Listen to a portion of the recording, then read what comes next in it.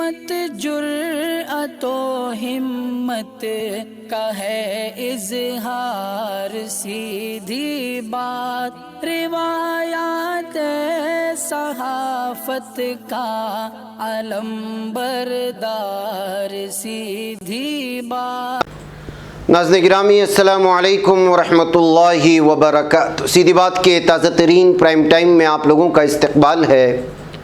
नाज़रीन गिरामी, मैं अंसार अज़ीज़ नदवी इस वक्त आप लोगों के सामने कुछ अहम तरीन ख़बरें, कुछ वायरल वीडियोस, कुछ तनक़ीदी तज़्ज़िया लेकर के हाज़िर हुआ हूँ। नाज़रीन गिरामी, किस तरह गुड़गांव नमाज को लेकर के बीजेपी की मुस्लिम राष्ट्रीय मंच ने समझौता कर लिया, लेकिन उसको मुसलमानों पर थोपने की कोशिश की। उसका जवाब क्या दिया गया है उस पर बात करूँगा। तमिलनाडु से बहुत ही अफसोसनाक खबर आ रही है। फ़ौज का हेलीकॉप्टर तबाह हुआ है, चीफ डिफेंस भी उसमें शामिल थे। अभी तक सिलसिले में कोई ठोस नहीं आई है खबर कि इसमें क्या हलाकतें हुई हैं नहीं हुई हैं। उधर मिशनरी स्कूल में तोड़फोड़ के इल्ज़ाम में 11 मुल्ज़िमान को गिरफ़्तार कर ले जाने और हिंदुत्व का डर हिंदुओं को है या किससे है, इस पर एक खुसूसी गुफ्तगू शुनीद हुई है, वो भी मैं आप लोगों के सामने रखूँगा। तो इसराइल का असर इमारात पे किस तरह पड़ रहा है उस पर भी गुफ्तगू होगी। और जो कुछ कल रैली के दरमियान में एम्बुलेंस जो फंसी, उसके बाद जो कुछ हो रहा है, 2 वीडियोस के हवाले से आपके सामने तफसीलात रखने की कोशिश करेंगे। उससे पहले आप लोगों से दरख्वास्त है कि जिन अहबाब ने हमारे चैनल को सब्सक्राइब नहीं किया है, सब्सक्राइब कर लें और हमारी इन वीडियोज़ को दूसरों तक पहुँचाने में हमारी मदद करें। लिंक को शेयर करें। इदारे की मजबूती नाज़रीन गिरामी में आप लोगों की मजबूती है और आप जानते हैं कि इस सिलसिले में आपको करना क्या है। नाज़रीन गिरामी, सबसे पहली बात करेंगे गुड़गांव में नमाज जुमा को लेकर के बीजेपी से वाबस्ता तंजीम मुस्लिम राष्ट्रीय मंच या हिंदुत्व तंजीमों के साथ मिलकर के एक समझौता कर लिया और उसको ज़बरदस्ती मुसलमानों पर थोपने की कोशिश कर रही है, जबकि इस मंच में मौजूद कुछ ही लोग हैं जो पूरे मुसलमानों की नुमाइंदगी नहीं करते। ये मुस्लिम राष्ट्रीय मंच को भी समझ लेना चाहिए, इंतज़ामिया को भी समझ लेना चाहिए और मुस्लिम राष्ट्रीय मंच को इस गलतफहमी में ना होना चाहिए कि कुछ लोगों को अपने साथ शामिल करके वो तमाम लोगों की तर्जुमानी कर रहे हैं। असल में गुड़गांव की मुस्लिम काउंसिल ने इस नाराज़गी जताई है। आप जानते हैं कि बीजेपी से वाबस्ता कुछ लोग जो है अपने आप को उस बीजेपी में मुसलमानों की नुमाइंदे कह कर के शामिल होकर के समझौता करने की कोशिश करते हैं, जबकि मुसलमानों का 99% तबका उनको मानता नहीं है भारत में। साफ और वाज़ेह कर लेना चाहिए। इसी बात से गुड़गांव मुस्लिम काउंसिल ने बुध के दिन यहाँ के बल्कि मंगल के दिन ज़िला अफसर से मुलाकात करके एक उन्होंने यहाँ पर दरख्वास्त और अपील पेश की और कहा कि ये सब मुसलमानों को धोखा देने के मुताबिक है। जिन लोगों ने ये आपस में बैठ कर के समझौता किया है और रास्ते पर नमाज ना पढ़ने के सिलसिले में और भी बहुत सारी चीज़ों पर जो हिंदुत्व तंजीमों के सामने हथियार डालने की जो बात सामने चीज़ें लाई हैं, वो मुसलमान नहीं मानते। इसलिए कि मुस्लिम राष्ट्रीय मंच को जो है, जिसको जो है इसका कोई हैसियत और औकात ही नहीं है मुसलमानों की नज़रों के सामने, ये साफ़ और वाज़ेह बयान देना चाह रहे थे।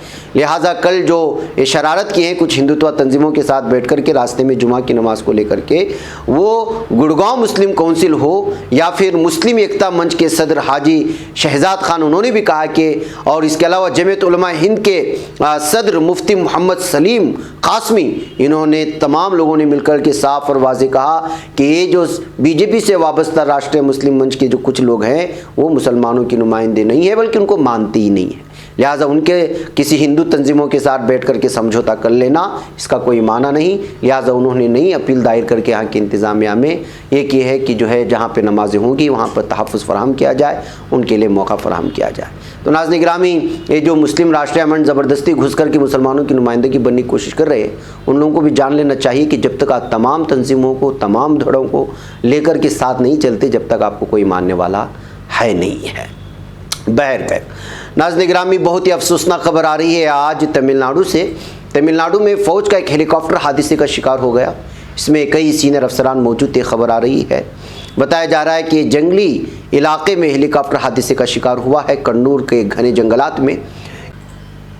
बताया जा रहा है कि इसमें chief defence of staff Bipin Rawat, उनके मुलाजिम और अहलखाना के कुछ अफराद सवार थे।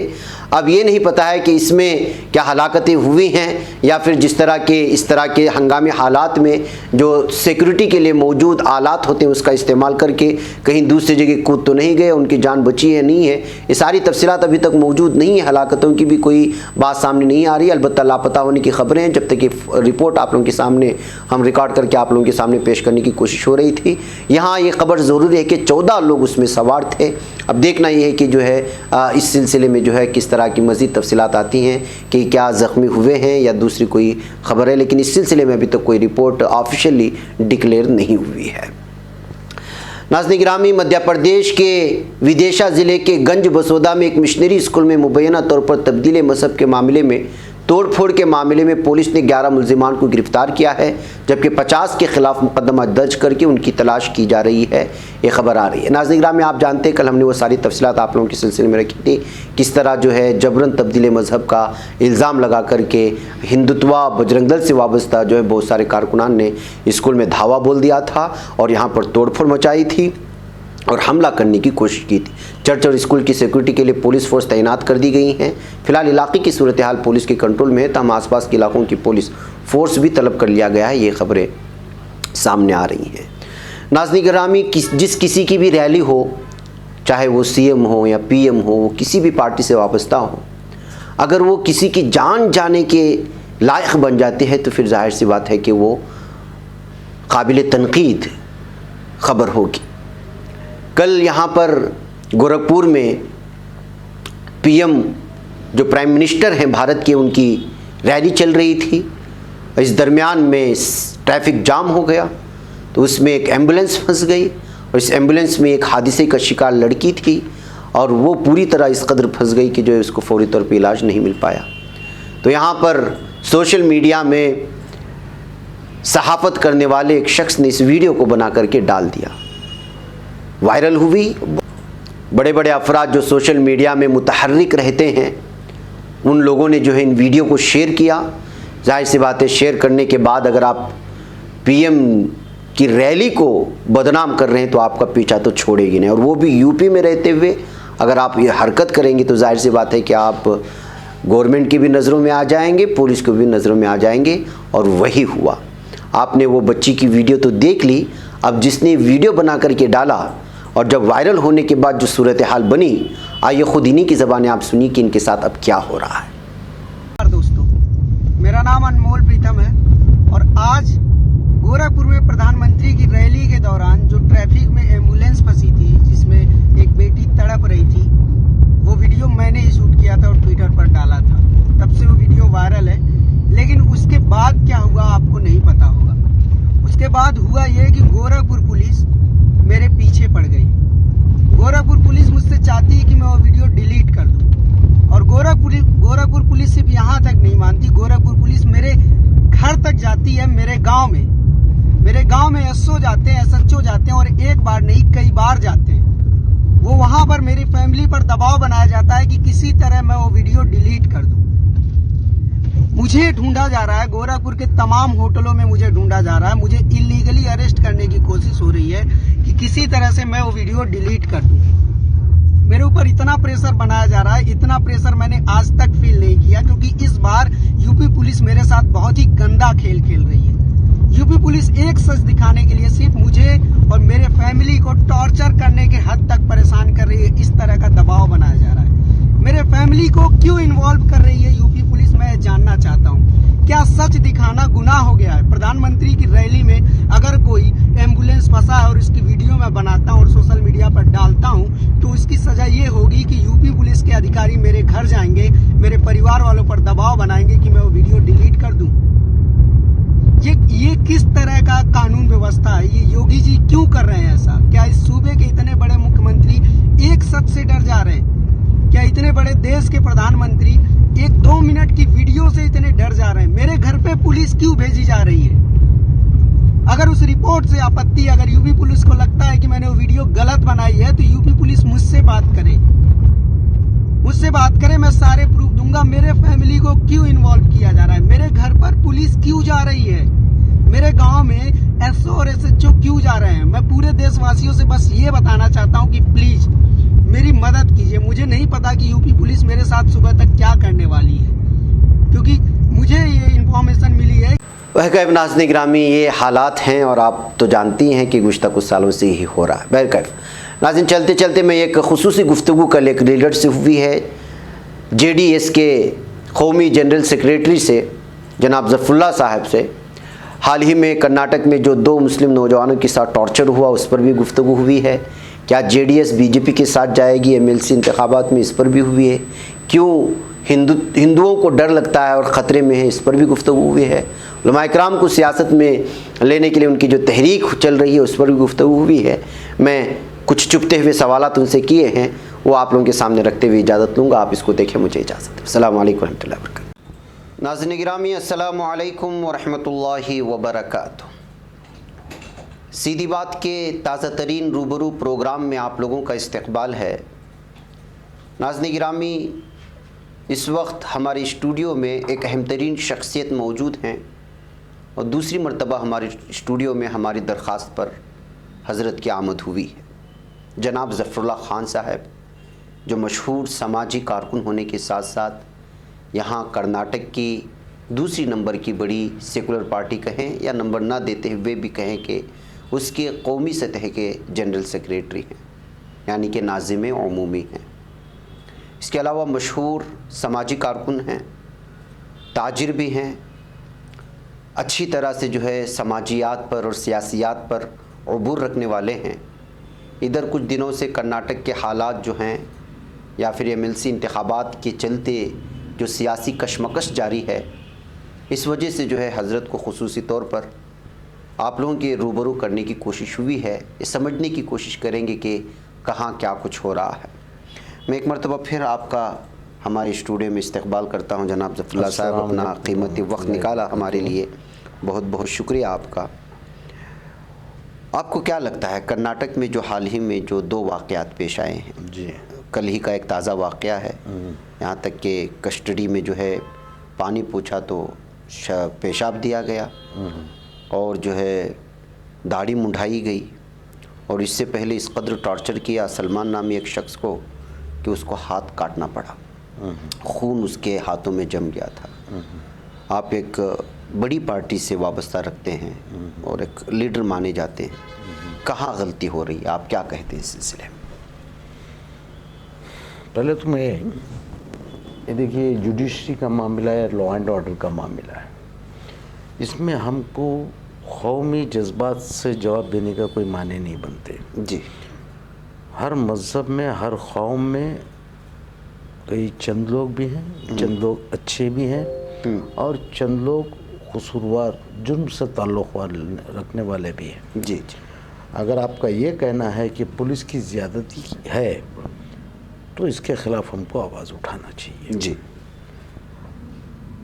उसी वक्त ये भी देखना है कि जिस मुल्ज़िम पे इल्ज़ामात क्या लगे हुए हैं, जी जी जी, जो इन लोगों ने इतना सख्त उससे उनके साथ में सख्ती की गई है, जी, तो उसकी क्या वजह है। अगर उनका चार्जशीट हो गया है, ये लोगों ने चार्जशीट फाइल कर दिया है या FIR हो चुकी है, तो ये मामला चला जाता है कोर्ट में। कोर्ट जब कोर्ट में इसकी दखलंदाजी एक बार भी हो जाती है तो फिर उस मुद्दे पर बोलना, जी सही, जहाँ तक मैं समझता हूँ वो कॉन्स्टिट्यूशन नहीं है। अच्छा, तो अगर आप ये कहते हैं कि इसमें गलती किसकी है, एक हाथ से तो कभी ताली नहीं बजती। अगर ये ज़रूरी है कि आपका जो स्टेटमेंट के तहत आपने कहा कि दाढ़ी पे हमला किया गया या सुन्नत रसूल पे हमला किया गया, अगर कोई इंसान शराब के नशे में चूर हो और वो दाढ़ी रखे हो तो उस सुन्नत रसूल के कोई माने भी नहीं होते। जी, जी। तो अगर उनके साथ में अगर ऐसा सलूक करता है कि जबकि उसने ज़रूरत से ज़्यादा बड़ा गुनाह किया हो और वो दाढ़ी की आड़ लेके मुसलमान बन के वो साबित करना चाहता हो, तो मैं ऐसे लोगों के साथ नहीं। जी, बशर्त कि अगर वो लोग शरीयत के पाबंद हो, अगर वो सुन्नत रसूल की कोई तौहीन करता है तो उसके ख़िलाफ़ एक्शन लेने के लिए मैं भी तैयार हूँ और मैं मेरे पार्टी के लीडरों को भी तैयार करूँगा। अच्छा, तो यानी कि आप समझ रहे हैं कि जराइम पेशा अफराद को जब पुलिस ले जाती है तो जो है उनके साथ इस तरह की जो चीज़ें पेश आती हैं, वो जुल्म तशद्दुद जो होता है उसको पूरी कौम पर डाल करके नहीं देखना चाहिए, आप ये कहना चाह रहे हैं? बिल्कुल ही नहीं। बिल्कुल ही नहीं। वो उस तरीके से लेना यानी पूरी कौम को रुसवा करने वाली बात हो जाती है। फिर पूरी कौम को बदनाम करने वाली। नहीं, ये सवाल उठता है कि जो इस तरह के क्या ऐसे ही लोग रहते हैं, इस तरह समाजी इस तरह के फिर सवाल उठना शुरू हो जाते हैं कि इस तरह दीगर मज़ाहिब से ताल्लुक़ रखने वाले लोगों को भी गिरफ्तार कर लिया जाता है, लेकिन उनके साथ इस तरह की टॉर्चर वाली बात सामने क्यों नहीं आती? नहीं, बात यहाँ मुद्दा कुछ और है। ऐसे कई हादसे होते रहते हैं। इतनी बड़ी पुलिस डिपार्टमेंट है तो ऐसे कई हादसे हर दिन होते रहते हैं, लेकिन वो पूरी तरह हाईलाइट होके नहीं आते। जब कहीं कोई सुन्नत रसूल वाला होता है तो ऐसे मुद्दे खास तौर पे हाईलाइट हो जाते हैं। तो हम लोग अगर सिर्फ सुन्नत रसूल के पीछे जाके किसी एक की गलती को भी हम लोग छुपाने की कोशिश कर रहे हैं, उसकी तफसील में उसको जानते नहीं हैं हम लोग, तो मतलब पूरी कौम को बदनाम करने वाली बात होती है। उस सिलसिले में पुलिस ने जो है कदम भी उठा लिया है और पुलिस की गलती मान करके जो इंस्पेक्टर है उसको अगर गलती है मुअत्तल भी कर दिया गया है। बहुत सारी हायर अथॉरिटीज हैं जो वो लोग उनके ऊपर एक्शन। आप आवाज़ उठाएंगे अपनी कि अगर यहाँ पे नाइंसाफ़ी अगर मुसलमानों के साथ हो रही। बहर गए, अब आइए अगले सवाल की जानिब बढ़ते हैं जो अहम तरीन सवाल है। JDS के अभी हाल ही में आपके कुमारस्वामी साहब ने, जो आपके पार्टी के हैं, 8 दिन पहले उन्होंने जवाब एक बयान जारी किया था कि कांग्रेस कहती है कि उनको हमारी ज़रूरत नहीं है JDS की, इसीलिए हम BJP के साथ जाना चाह रहे हैं। अब JDS का BJP को लेकर के आखिर स्टैंड क्या है? कुछ वाज़े तौर पर समझ में नहीं आ रहा है कि अभी हाल ही में। सर, मैं सीधी बात करना चाहता हूँ। ये 1 मिनट बाद अगर रूह कब्ज़ हो गई तो मैं अपने अल्लाह को जवाब देना आपको नहीं है जी, ना ही सवाम को। सियासत एक गंदा खेल है जिसमें मैं भी हूँ। जिस तरीके से कीचड़ में कवल रहता है, मैं उस तरीके से रहने की कोशिश कर रहा हूँ। लफ्ज़ सियासत गंदी चालों का गंदी चालों को अगर आप जुमला बना के देखना चाहते हो तो आप उसको सियासत का लफ्ज़ दे दें। जहाँ तक मैं जानता हूँ, इसमें सिर्फ मफाद, अपना फ़ायदा, खुद गर्जी, यानी अपना गुरूर जो होता है, एक कुफ्र जो होता है, वो जिनमें होता है वही सियासतदान होता है। अगर वो नहीं है तो उसमें खुद ब खुद वो सारी चीज़ें आ भी जाती हैं। जहाँ तक मैं समझ रहा हूँ, बात सीधी बात में बैठा है ना आपने, तो बात सीधी बात का सीधा जवाब ले ले मेरे। अच्छा, अब हर कोई अपॉर्चुनिस्ट होता है। अभी कांग्रेस की हमेशा यही चाल रही कि जनता दल को मजबूर कर दें। हाँ, वो अपने आप को बहुत बड़ा इस मुल्क का सेक्युलर पार्टी कहते हैं, लेकिन वो कभी भी अपनी दूसरी सेक्युलर पार्टी को बर्दाश्त नहीं कर सकते। अपनी बिरादरी वाले को कोई किसी को बर्दाश्त नहीं करता है। उसी तरीके से कांग्रेस वाले जनता दल को बर्दाश्त नहीं करते। वो चाहते हैं कि जनता दल को ख़त्म करना है, तो जहाँ जहाँ सेक्युलरिज्म के मुद्दे रहते हैं, जहाँ हम दोनों को मिलके हाथ जोड़ के चलना पड़ता है, उस जगह पे ये लोग बिल्कुल आगे बढ़ के नहीं आते। बल्कि हम लोग आगे से ऑफर भेजते हैं, भाई आ जाओ, हम आप भी वही हो, हम भी वही हैं, सेक्युलर भाई मिलके हम लोग कुछ काम करेंगे। तो वो अपना कदम पीछे हटा लेते हैं ताकि मजबूर हो जाए ये कि दूसरी जमातों से हाथ मिलाए।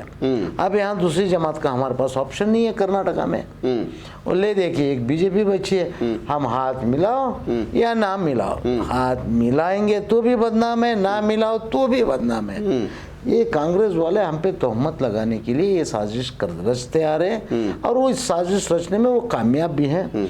खैर, उन लोग को बोलते रहने दो। हमारे उसूल जो थे वो पहले भी थे, आज भी हैं और कल भी रहेंगे। जब तक श्रीमान देवेगौड़ा जी हैं, आप ऐसी बातों को, ऐसी अफवाहों को ध्यान मत दें। ये कभी भी नहीं हो सकता। जिसने अपनी 600 पन्ने की किताब, सारे किताब में उसने सेक्युलर दर्ज करवाया, और उनकी उम्र के इस आखिरी पड़ाव में क्या वो अपने आप को क्रिमिनल साबित करेंगे? ये कभी नहीं हो सकता। तो फिर ये मोदी साहब से मुलाकात का क्या राज है? हाँ, योगी, सुनिए, प्राइम मिनिस्टर मोदी की जो मुलाकात है, मुझे मौका मिला तो मैं भी मिलूंगा। हम मोदी के कैरेक्टर, पर्सनल लाइफ से नहीं मिल रहे। वो इस देश का प्रधानमंत्री है और ये एक्स प्रधानमंत्री थे। सलाह मशवरा होता है स्टेट के लिए। शायद मुसलमानों की भलाई बहबूदी की बात करने गए वो, क्या आपको पता है? जिस आदमी के दिल में मुसलमानों के ताल्लुक से नफरत हो, उसको शायद सही सलाह देने के लिए गए वो। ये भी हो सकता है। तो मुलाकात करने में क्या बुराई है? किससे मिल रहे हैं यहाँ पे? प्राइम मिनिस्टर कोई खातिल से नहीं मिल रहे हैं, इस मुल्क के प्राइम मिनिस्टर से मिल रहे हैं साहब। पावर आज उनके पास है, उनसे ही बेनिफिट, चाहे किसानों के फेवर की बात हो, चाहे मजदूरों की फेवर की बात हो, चाहे युवाओं की, नौजवानों की रोजगार के ताल्लुक से बात हो, चाहे हमारे यहाँ कर्नाटका के कई मसाइल हो, मुसलमानों के ताल्लुक से हो। एक प्रधानमंत्री से नहीं मिलेंगे तो क्या हम लोग अमेरिका की जो बाइडेन से मिलने से फायदा है क्या हमारे? एमएल से इंतखाबात के मौके पर ही क्यों गए मिलने के लिए, ये सवाल करती है कांग्रेस। ना, अभी जो सदन चालू हुआ, जो पार्लियामेंट चालू हुआ, उसलिए दिल्ली गए थे वो। अच्छा, तो वो इत्तेफाकन उनकी मुलाकात, अगर भाई ममता बनर्जी से मुलाकात हो जाती है, मुलायम सिंह से, यादव से मुलाकात, ममता बनर्जी को भी बी टीम बोल दिया ना कांग्रेस वालों ने। एक मिनट, वो असल बी टीम तो ये लोग है ना 1947 से लेके आज तक। ये क्या है, ये दोनों चोर पुलिस का खेल खेलते हैं कि भाई एक बार आप पुलिस बन जाओ हम चोर बनते हैं, एक बार आप चोर बन जाओ हम पुलिस बनते हैं। लेकिन इनके उसूल ये हैं कि इनके बीच में कोई ना आए। बीजेपी के भी उसूल यही है, कांग्रेस के भी उसूल यही है कि एक टाइम तुम छोटे बड़ो, एक टाइम हम बड़े बनेंगे, एक टाइम आप बड़े बन जाओ, मैं छोटा बन, लेकिन हमारे दरमियान कोई ना, थर्ड पार्टी ना, आम आदमी पार्टी जो भी आएगा थर्ड पार्टी, मुलायम सिंह आ जाए या शरद पवार आ जाए या तो आपकी ममता बनर्जी आ जाए या देवेगौड़ा, जो कोई भी टीम आ जाए, चाहे कहीं से भी आओ, वो लोग कहलाएगी बी टीम, क्योंकि ये दोनों एक सिक्के के दो फेस है। एक तरफ हेड है तो दूसरी तरफ टेल है, सिक्का उछालो जो भी पकड़ो ये इनका ही रहेगा बस, जहाँ तक मैं समझ रहा हूँ। बेहतर है आप जो है सियासी आदमी है, जैसे आपने कहा कि आपके जवाबात भी सियासी हैं। एक सवाल मेरे जहन में आ रहा था कि इस वक्त मुसलमान कौम बिखराव की शिकार है। आप अक्सर जब हमारी पर्सनल बातें होती हैं इसमें आप रोशनी डालते हैं, जैसे मिसाल के तौर पर आप जेडीएस और कांग्रेस की ही बात मान लें या कोई और भी तीसरी टीम आ जाती है, सब जगह बिखराव का सबब है। आप इसकी असल वजह किसको मानते हैं? किसको मानते हैं?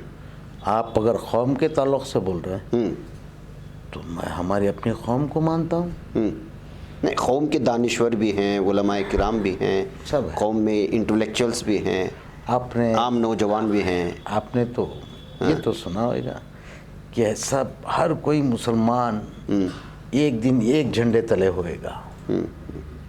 कब? यौमुल आखिर। अगर सारे मुसलमान इस देश के एक प्लेटफॉर्म पे जिस दिन आ जाएंगे, समझ लो कि वो यौमुल आखिर आ गया। अच्छा, क़यामत आ गई। क़यामत आ गई समझ। उससे पहले तो मैं नहीं समझता।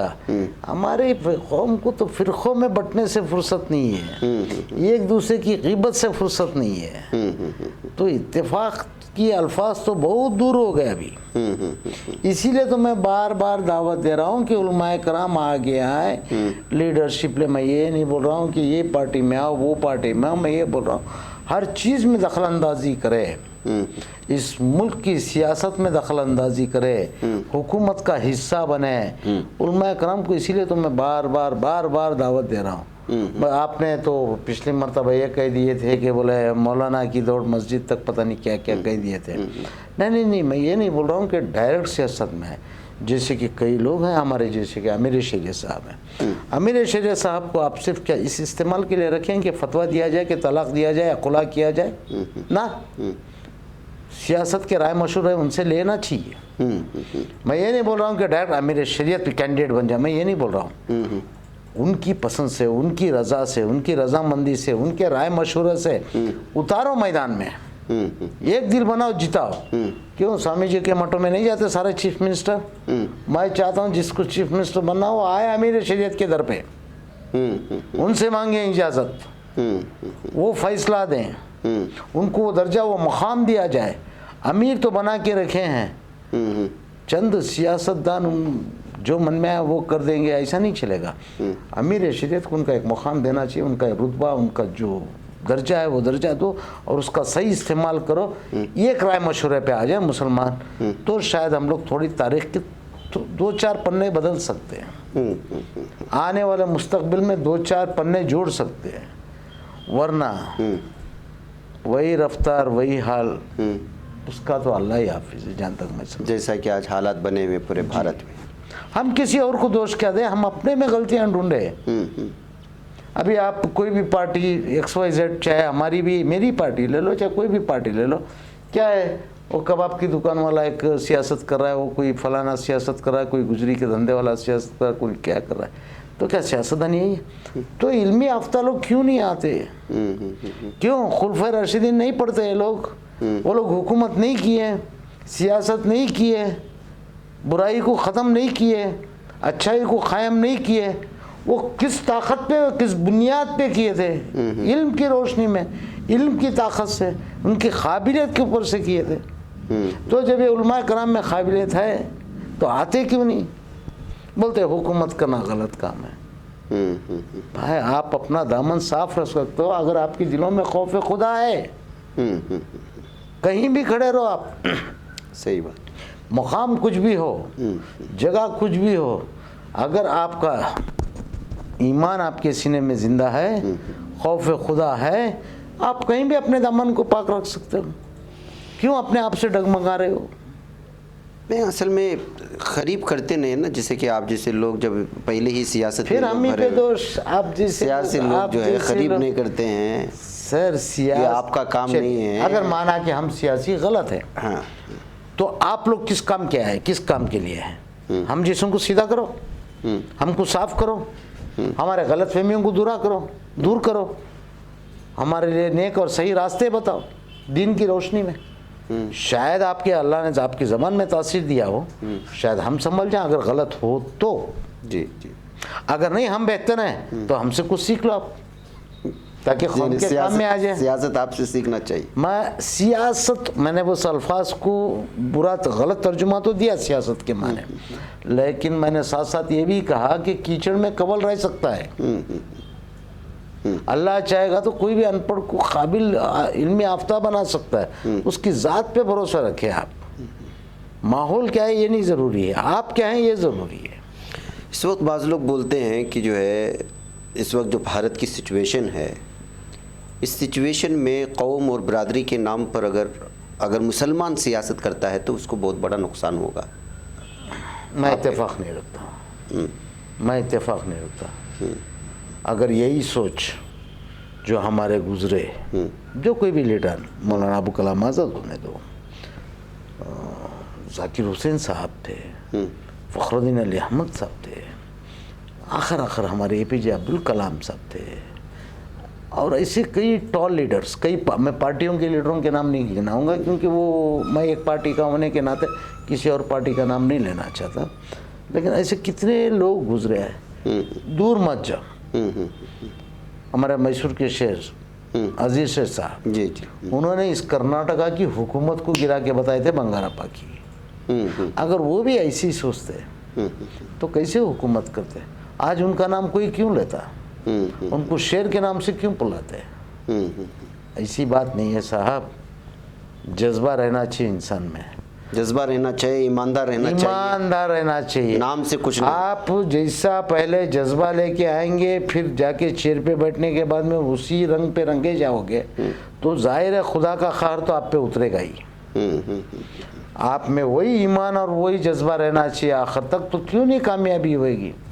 आखिर तक तो कई लोग कामयाब रहे। आजकल कन्नड़ा चैनल में एक आदमी को लेकर के हिंदू ख़तरे में है कर के मुसलमानों को भड़काने की कोशिश हो रही है। आप JDS पार्टी से ताल्लुक़ रखते हैं, बहुत सारे लीडर हिंदू बरादरी से है, समाज तबक़ात। मैं आपको बताता हूँ, आपकी इस बात से वो जिसने भी कहा है वो चैनल में, मैं उसकी बात से इत्तेफाक रखता हूँ।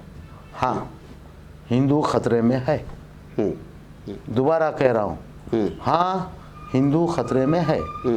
इस मुल्क में कई सौ साल मुग़ल सल्तनत थी जब हिंदू खतरे में नहीं था।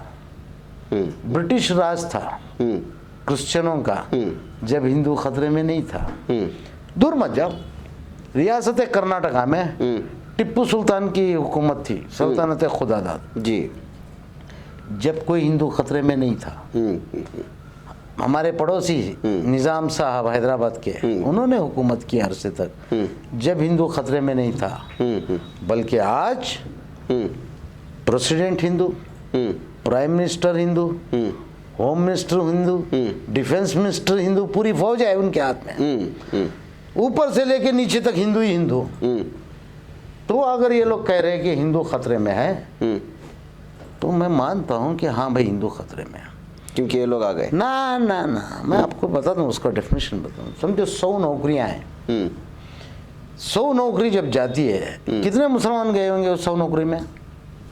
100 जॉब में 2, 3, 5 मुसलमान, 1 सिख, 1 ईसाई, टोटल मिला के 10, तो 90 कौन मर गए? मेरे हिंदू भाई आ गए ना खतरे में। और हिंदू जो है वो संसद, उनका जो धर्म है, हिंदू धर्म, हिंदू कम्युनिटी जो है वो अलग चीज़ है, और हिंदुत्व का जो एजेंडा है वो अलग चीज़ है। तो ये जो हिंदुत्व वाले जो अंधभक्त हैं, वो जो आज हाथों में तलवारें, त्रिशूल लेके जो निकले हैं, कल इनको ये लोग अगर कंट्रोल नहीं कर पाएंगे, इंटरनेशनल प्रेशर जब देश पे आएगा, ये लोग उनको कंट्रोल करने की कोशिश करेंगे। जब वो लोग कंट्रोल पे नहीं आएंगे, क्योंकि इन्होंने सिखाया है उनको, तो वही हिंदू, वो त्रिशूल, वो तलवार उठाने वाला भी हिंदू होएगा, और ये पुलिस वाला और ये मिलिट्री वाला जो गोली चलाने वाला होएगा वो भी हिंदू होएगा। तो हिंदू खतरे में तो है, लेकिन मुसलमानों से कभी नहीं, क्रिश्चियनों से कभी नहीं, सिखों से कभी नहीं। हिंदू खतरे में है, ये बात मैं मानता हूँ, लेकिन हिंदू अपने ही लोगों से, हिंदू से खतरे में है, हिंदुत्व से खतरे में, हिंदुत्व से खतरे में है। अगर हिंदुत्व हिंदू से खतरे में है, या हिंदू हिंदुत्व से खतरे में है, तो हिंदुत्व पूरे भारत को और पूरे हिंदू भाइयों को सबको लेके डूबेगा। इसी वजह से आप कहते हैं कि जो जब उनकी हुकूमत चल रही है और इस बात का दावा कर रहे हैं कि हिंदू खतरे में है, तो हिंदू नहीं है, हिंदुत्व जो है इनको डरा रहे हैं। हिंदुत्व से हिंदू को खतरा है, और हिंदू को हिंदुत्व से खतरे में है। मुसलमानों का नाम ही नहीं है दूर दूर तक। जी जी जी। मुसलमानों की मस्जिद पे हमला हो गया, सब्र किए, मॉब लिंचिंग हुए, सब्र किए, इनके धंधे छीन लिए, सब्र किए, इनके खसाई खाने, बुच्चड़ खाने छीन लिए, सब्र किए, इनके नबियों की शान में गुस्ताखी किए, सब्र किए, इनके नमाजों पे पाबंदियां लगाने की कोशिश किए, तो भी सब्र किए। ये मुसलमान कौम तो सब्र कर रही है, और सब्र के साथ साथ ये मिसाल कायम कर रही है कि ये मुसलमान ही है जो भारत का वफादार है और भारत के कॉन्स्टिट्यूशन में भरोसा रखने वाला है। जी जी। आज तक ये मुसलमान कानून की लड़ाइयाँ लड़ रहा है, कभी किसी के खिलाफ हथियार नहीं उठाया। सही। इससे बढ़ के मुसलमानों को और क्या वफादारी का सबूत देना चाहिए? जहाँ तक मैं, सही बात, आप गौर करें इस बात पे। जी। हाँ, हिंदू खतरे में है, लेकिन मुसलमानों, क्रिश्चियनों, सिखों, ईसाइयों, बुद्धियों से नहीं है। हिंदुत्व से हिंदू को खतरा है, और हिंदू को हिंदुत्व से खतरा है। जी जी। ये ख्याल हमारे हिंदू भाई लोग को करना चाहिए। सही बात, सही बात, सही बात। समझाना चाहिए कि भाई ये बात क्या है, असल में कौन हमारे से खतरे कुछ में भी है। नहीं है। हिंदू कौम मेरे भाई हैं, वो लोग खतरे में हैं, मैं समझ रहा हूँ उनकी फीलिंग्स को। सही बात, आपने बहुत सही बात कही। हिंदू खतरे में है कि असल में खतरे में क्या है।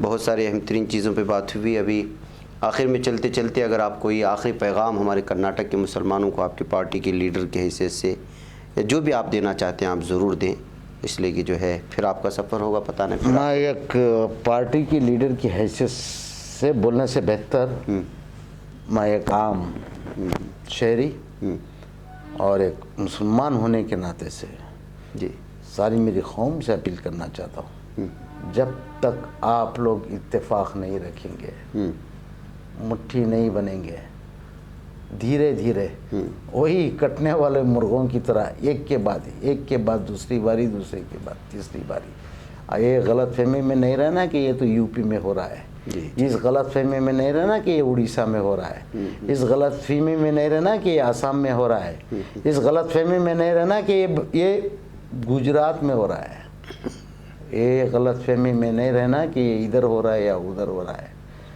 लगेगी आग तो हमारे आपके एक शायर ने कही कि सभी आएंगे जद में, तो हम भी उस आग से दूर नहीं है।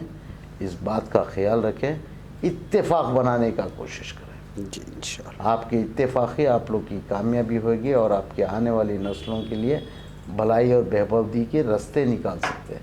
आप अपने बुज़ुर्गों की इज़्ज़त करें, उनसे बातचीत करें, उनसे राब्ता रखें, उनकी नसीहतों पे अमल करें, इत्तेफाक रखें। खुसूसी तौर पे नौजवानों को ये मैसेज देना चाहता हूँ, नशे से दूर रहें। जी जी। जो अपने वालिदैन का फरमा बरदार नहीं हो सकता है, वो इस दुनिया में किसी का नहीं हो सकता। ये मेरा ज़ाती तजुर्बा है, ये नसीहतों को याद रखें। 100 बेटे पैदा कर सकते हैं, 100 बेटियाँ पैदा कर सकते हैं, कोई एक बाप या एक माँ नहीं पैदा कर सकता। सही। उनका मुकाम कहीं भी नहीं है, उनकी इज्जत करना सीखो। ख़ास तौर पर नौजवानों, आप लोगों से मेरी अपील। अस्सलाम वालेकुम।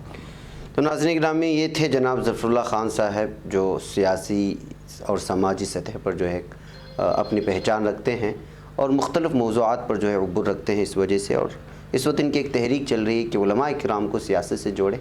इनको इस बात से मतलब नहीं है कि वो किस पार्टी से जुड़ रहे हैं, इसलिए बार बार मेरे पास भी तस्करा करते हैं कि अब जो है दानिश्वरान को, इन तमाम लोगों को जो पढ़े लिखे होते हैं, उनको जो है इस वक्त सियासत में आकर के संभालने की ज़रूरत है, ताकि पूरी तरह से जो है हम लोग समझ सकें। बह गए नाज़रीन गिरामी, वक्त तूल हो चुका है, मुझे हम दोनों को यहाँ पर इजाज़त है। इंशाल्लाह फिर आप लोगों से मुलाकात हो। वस्सलामु अलैकुम वरहमतुल्लाहि वबरकातुहू। नहीं बच पाता है कोई सहाफ़ी की निगाहों से, मिलाता है ये लोगों को मोहब्बत की पनाहों से। करम और दर्द मंदी का है एक संसार, सीधी बात। अज़ीमत जुर्अतो हिम्मत का है इज़हार, सीधी बात। अज़ीमत जुर्अतो हिम्मत का है इज़हार, सीधी बात। ये चैनल हक निगर बनकर कुचल देता है फितनों को,